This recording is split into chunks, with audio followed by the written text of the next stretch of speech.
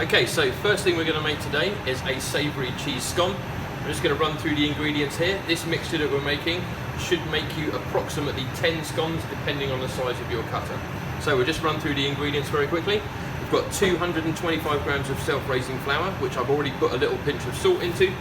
We've got a dessert spoon of English mustard. We've got 150 mils of milk. We've got 2 tablespoons of chopped up chives, 25 grams of grated cheddar, and we've got 55 grams of butter, which we've cubed up and softened to room temperature. So first off, we're going to get ourselves a nice big mixing bowl. We're going to take our flour and our salt. We're going to tip that in. And to that, we're going to add our softened butter.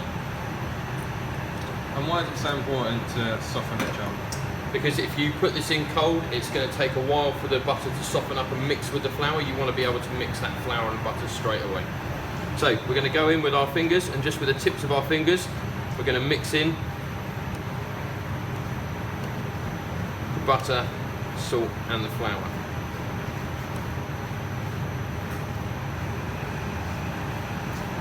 We need to mix this, and then eventually, once we start to get this binding together, we're going to rub this together and almost form a crumb mixture. So almost, guys, like when you're making a crumble topping, very similar to that. And you see it will slightly change colour as John's working it into the flour. It will gain a slightly yellowy colour.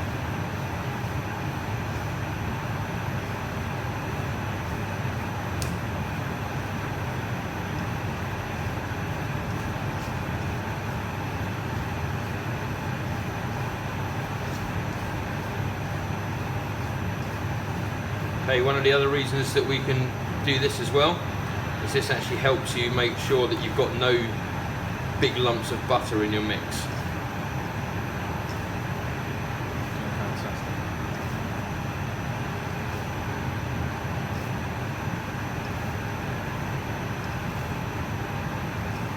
Is there any other types of mustard potentially that you could use in there?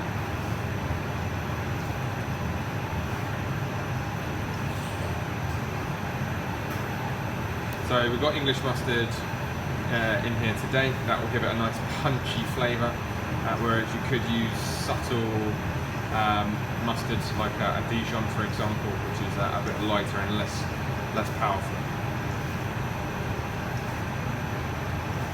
Okay, so as you can see here, once you start rubbing this together, you should end up with a fine crumb. So what we're going to do to this is we're then going to add our grated cheese.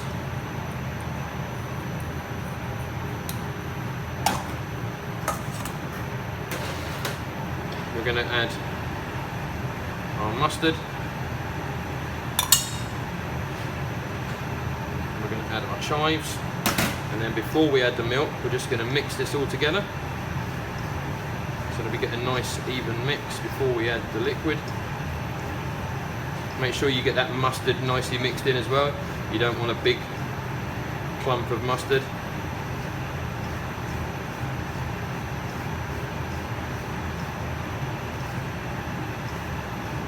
And when that's nice and evenly done, what we're going to do is we're going to add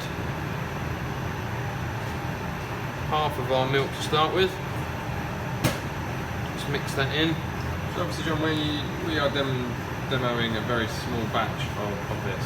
Yes. For our purposes, and obviously to be sustainable as well. If you were doing bigger batches, what piece of equipment would you recommend? I would recommend using something like the big food mixer that we use behind us. But what you don't want to do is go too overboard with the power on your paddle when you're using it. So we're just going to add the rest of our milk, and with this we're then going to form our scone Look at that, mix. it's coming together really nicely, and with a cheese scone, sometimes they can be a little bit sticky, but you can add a little bit of extra flour on the work surface just to let the dough absorb a little bit more flour. It shouldn't affect too much the final product. Okay, so there you go. You can see a nice even flecking from the chive in there. And then this is ready to come out of the bowl. So what we're going to do, we're going to add a little bit of flour to our surface. We're going to take our dough,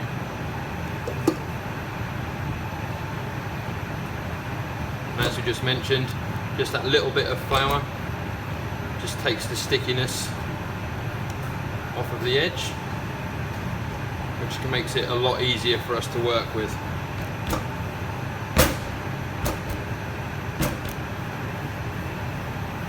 And again, you can see there, you've got a nice even colouring. Okay, I'm just going to add a tiny little bit more flour for us to roll. You don't necessarily have to use scones as they are. As an afternoon tea item, you can use them in cobblers and meat dishes, braised dishes, and sit them in the top and let them cook and absorb the juices of the casserole, and then go crispy on top as well.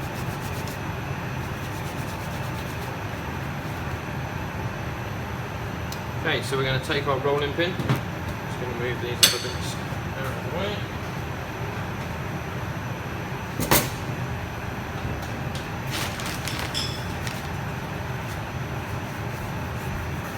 Just lightly flour the rolling pin a little bit.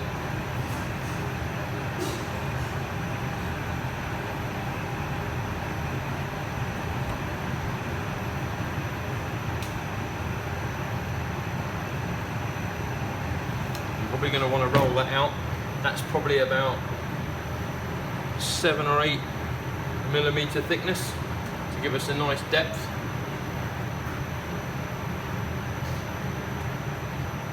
And we're going to use a serrated cutter there just to give it a bit of a shape on the edge.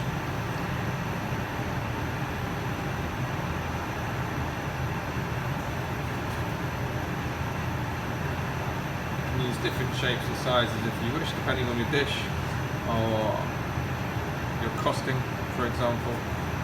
This may be a garnish of a dish, it may not be the full item. Generally in an afternoon tea snack or a bar snack, then this will be on its own with a little bit of butter potentially.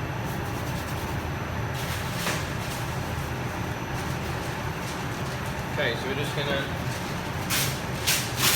cut ourselves off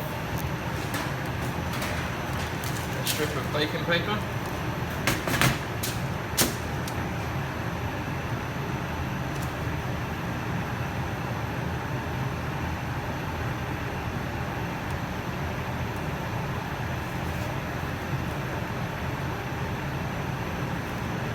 Could you go thicker if you wanted to, John? Absolutely, absolutely. You can go thicker and slightly smaller. So this last little bit here, I'm going to roll a little bit thicker and cut some little smaller ones.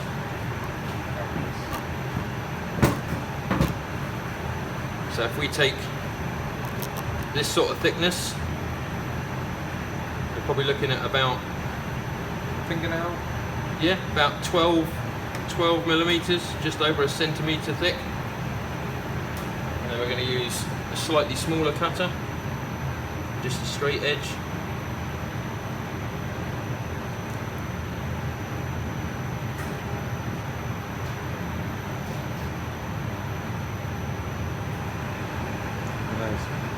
And that type of size would be more beneficial if you're going to use them as a garnish as a cobbler, for example. Absolutely.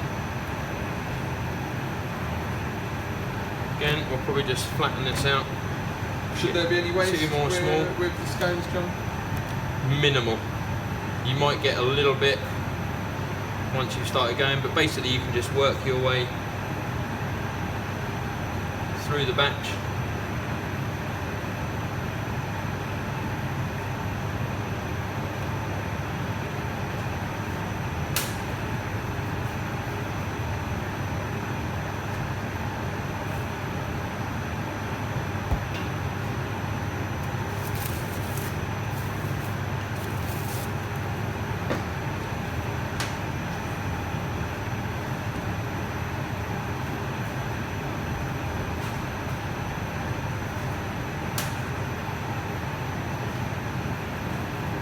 So as you can see, that's all I've got left.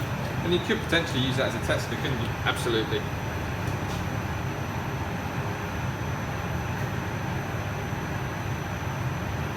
Give it to your manager or head chef as a little sample. There we go. Excellent. So the final stage before this goes into the oven is we're just going to take our egg wash here that we're going to need for both sets of scones, and all we're going to do is just very lightly brush the top so that when they cook you get a nice golden colour.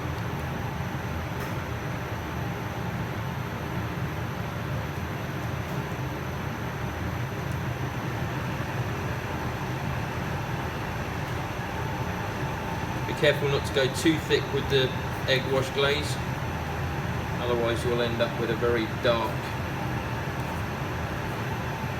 top to your scones.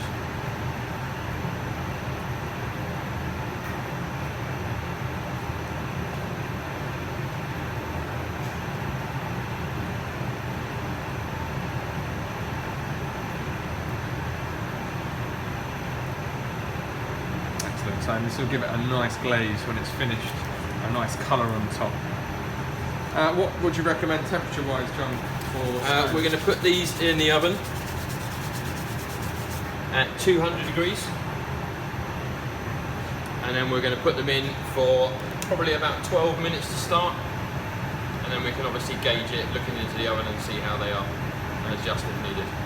Thank you very much.